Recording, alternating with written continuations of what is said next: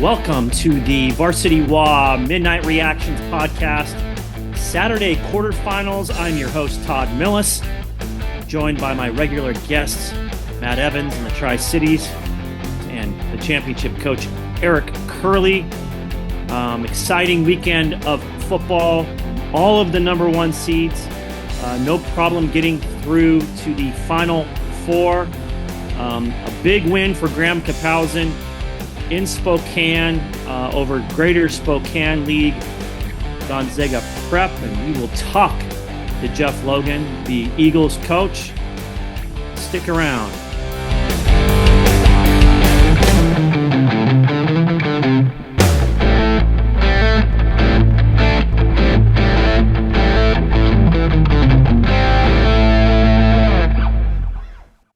All right, well, let's just go right to the scoreboard for quarterfinal games. Most of these games were today on Saturday. And let's start in the 4A bracket. We talked about it. Graham-Kapowsin going to Gonzaga Prep 42-35 over the Bullpups. Number 5, Sumner, 34-17 over Glacier Peak. Number 2, Lake Stevens puts up 76 points. Moses Lake puts up 41, the highest scoring game of the large school classification. And number 1, Puyallup beats Skyline 49-20. In the 3A ranks, we had one Friday night game. Number 4, Bellevue beats Lakes 49-18. And on Saturday, number 1, O'Day 56-21 over Cedro-Woolley. Number 3, Eastside Catholic 41-0 over Kennewick. And the City of Tacoma Championship, the nightcap, number 2, Mount Tahoma 42-14 over Lincoln of Tacoma. In 2A, all games Saturday, number 5, Anacortes 35-14 over Ording. Number 2, Tumwater 27-6 over Franklin Pierce. Number 3, East Valley of Yakima, 27-24 over Linden in Yakima. And number 1, Archbishop Murphy, 52-20 over Seaholm. In 1A, all Saturday. Number 3, Mount Baker, 32-22 over Omak. Number 1, Royal, 48-10 over Seton Catholic. Number 2, Kashmir, 59-16 over Life Christian.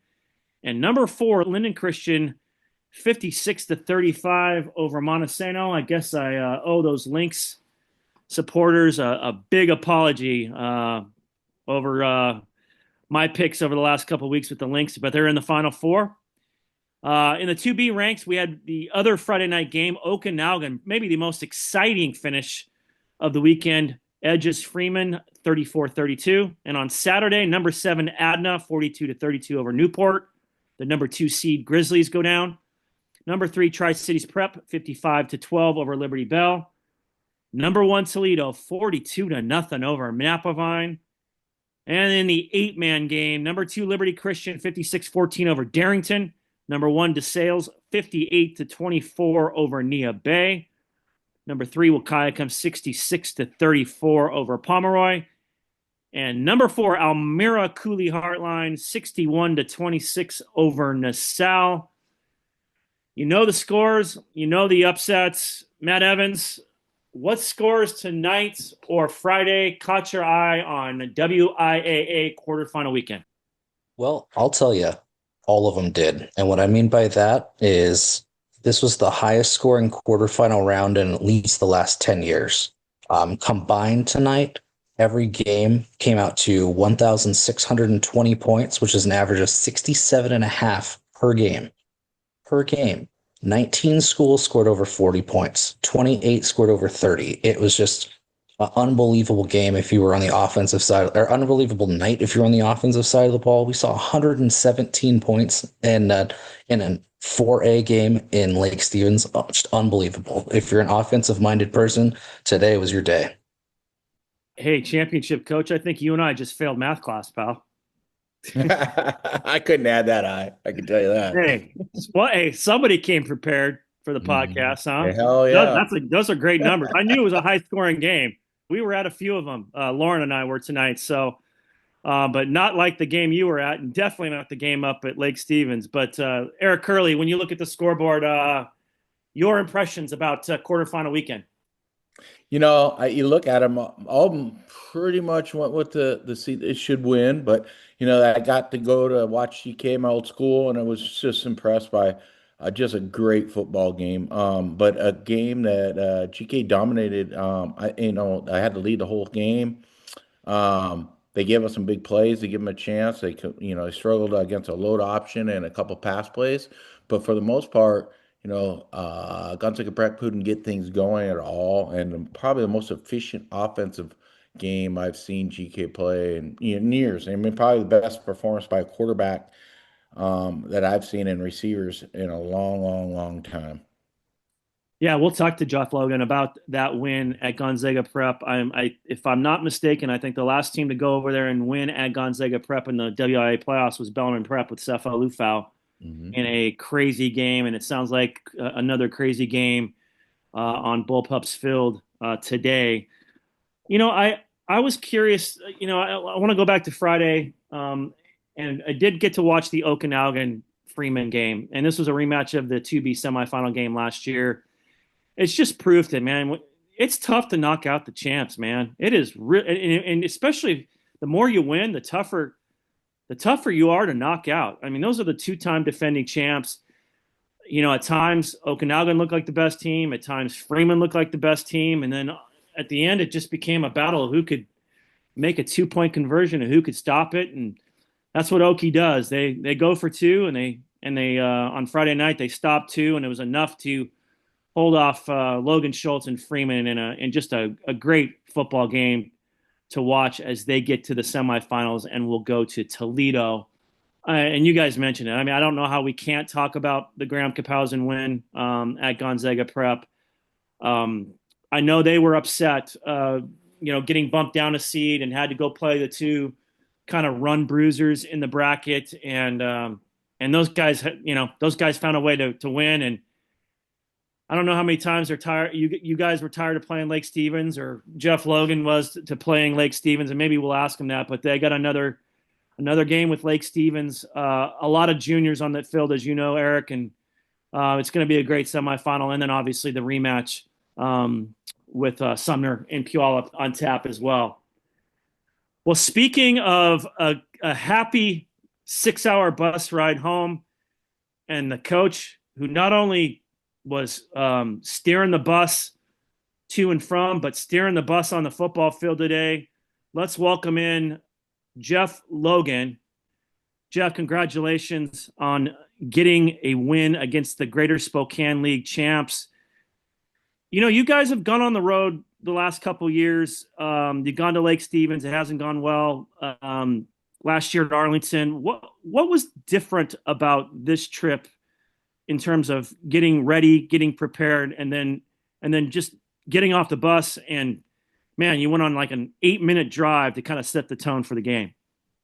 Yeah, we got a lot of guys that coach on our staff that played college football, and so really that was kind of the mindset once we realized where we were going after the win on Saturday against Kennedy. We approached it as if it was a college football trip, try and make sure that you got to find a fine balance between how much downtime do you give the kids, how much freedom do you give the kids, what does it look like from a structural standpoint.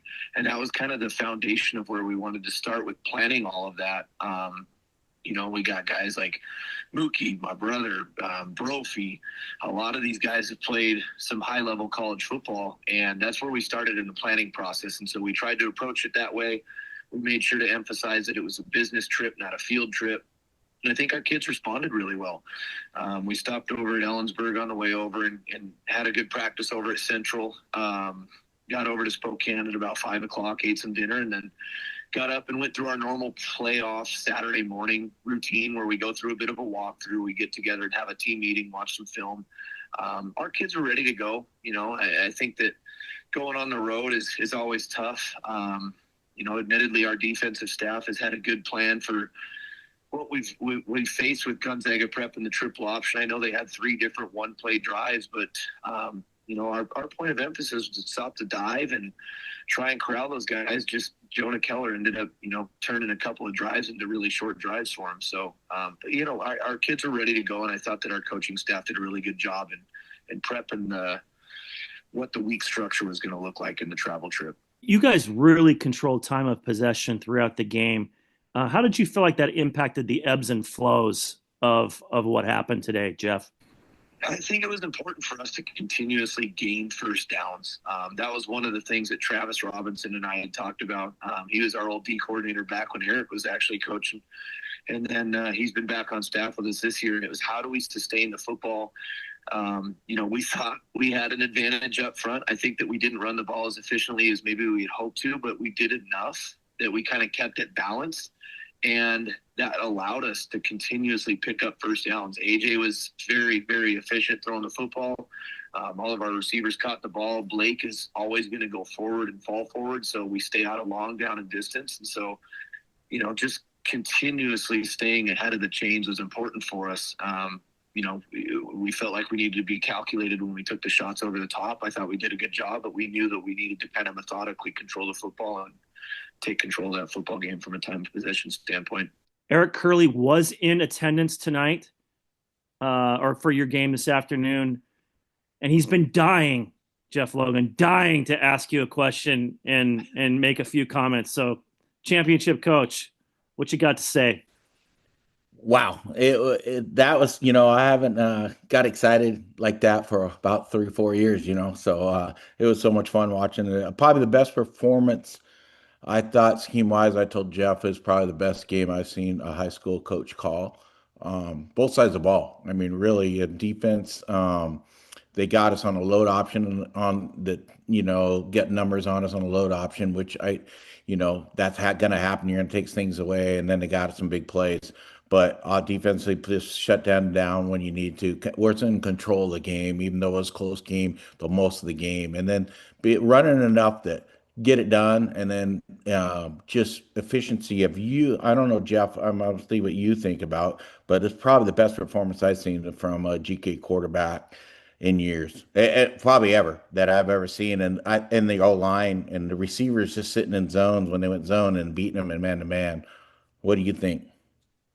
Yeah, I think it'd be, throwing for 530-something yards and a couple of touchdowns. And I think that Josh Wood performance down in Vegas is tough to rival, but I think AJ did. I think he did every bit of rivaling, I guess, for lack of a better term tonight. He was surgical. I mean, he knew where to go with the football. We knew that Gonzaga Prep was pretty multiple in their defense, especially when we were in our 11 and 10 personnel stuff. And that's kind of why we had anticipated being in a lot of 21 personnel and empty, because we thought we'd get some pretty predictable looks.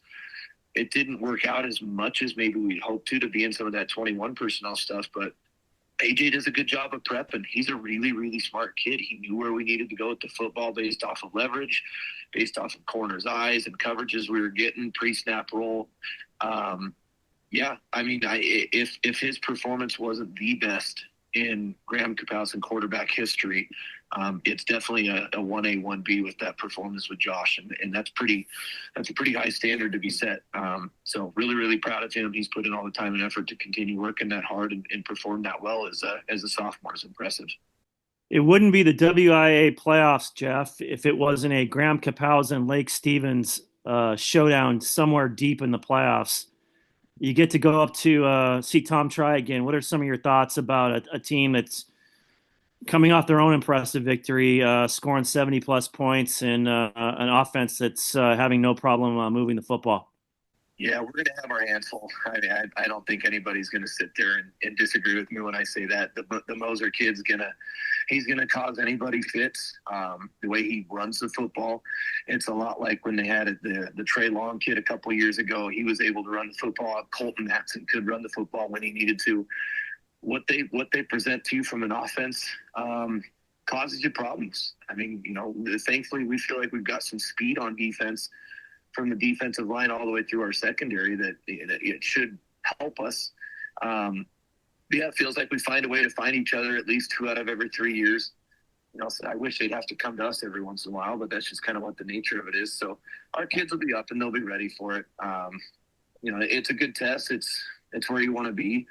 You're always hoping to practice on Thanksgiving, and it doesn't matter really where you're at in this time of the year. You're going to get some good football teams. Jeff Logan, Graham-Kapowsin football coach, coming off the win in Spokane today, knocking off the number 3 Gonzaga Prep Bullpups to advance to the Class 4A semifinals. Jeff, thanks a lot for joining the podcast. Again, you're our first repeat customer, and hey, enjoy Thanksgiving and enjoy, there's only 2 weekends left. Enjoy taking it as far as you guys can go. Cool. Thank you, guys. Thanks for having me on. That's Jeff Logan from Graham-Kapowsin. Let's go straight to the final segment because I know you guys are dying to give me your best hot takes. Matt Evans, hey, it could be another math lesson, history lesson. I don't care, man. I'm interested to hear what you got to say. Well, man, GK is going to have their work cut out for them this next week. I was just looking at some stats from the Lake Stevens game, and Blake Moser unofficially threw for 342 yards. They had 700 yards of offense time against Moses Lake. So that's going to be, that's going to be quite a game. Man, I'm searching for a hot take, and I don't know. I mean, there's so many great games coming up. I'm looking for an upset. And I think that the only one that I really feel any confidence in is probably down in the 8-man. I'm looking at Elmira Cooley Heartland to Sales. And I think that I don't know, just that's really the only one that I'm looking at. But, the other thing that I would say that, isn't really a hot take, but man, the SPSL 4A is proving that they are the SEC. They are the Kingco of a few years ago now. They're just, that league is stacked. 3 of the 4 semifinalists. Unbelievable. All right, SPSL championship coach. What's your hot take from quarterfinal weekend as we look to the Final Four and possibly Gridiron Classic as well?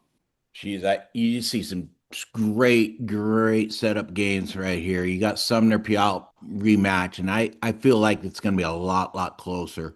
That game this time. I can Keith Ross will have those guys ready a little for this game. They're playing so much better right now. Puyallup is out there. They got no weaknesses really, but I think Puyallup or Sumner, what they're doing right now is they're going to keep it closer. I think it's going to be a closer game. We'll see what happens there.